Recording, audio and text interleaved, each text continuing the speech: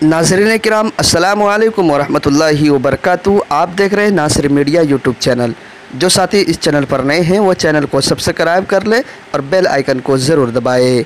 हमारी हर खबर को दूसरों तक पहुंचाने में हमारी आप मदद कीजिए, अपने दोस्तों में शेयर कीजिए, लाइक कीजिए और कमेंट में अपनी राय ज़रूर दीजिए।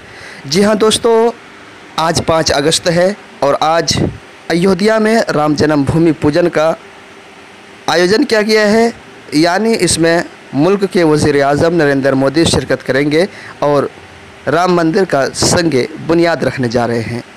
इससे कबल मीडिया ज़राए से एक रिपोर्ट मौसूल हो रही है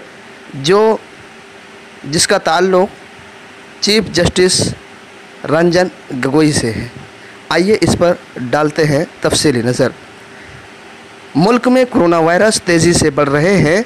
साबिक़ chief justice of India Ranjan Gogoi भी कोरोना से मुतासिर हो चुके हैं। वाज़ेह है कि नवंबर 2019 में रंजन गोगोई की सरबराही वाले बेंच ने राम मंदिर केस का फ़ैसला सुनाया था। रंजन गोगोई से कबल धर्मेंद्र प्रधान से कबल मरकज़ी वज़ीर दाखिला अमित शाह भी कोरोना वायरस में मुब्तला हो चुके हैं।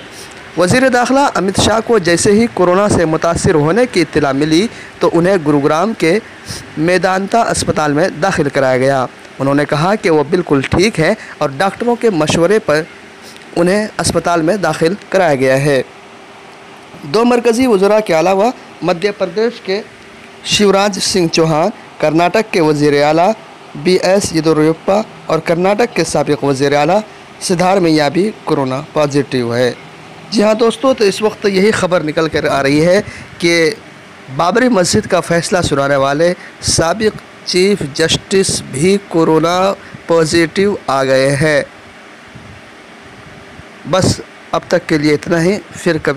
फिर किसी नई ख़बर के साथ होंगे हाजिर। ये है नासिर मीडिया यूट्यूब चैनल। जो साथी चैनल पर नए हैं वो चैनल को सब्सक्राइब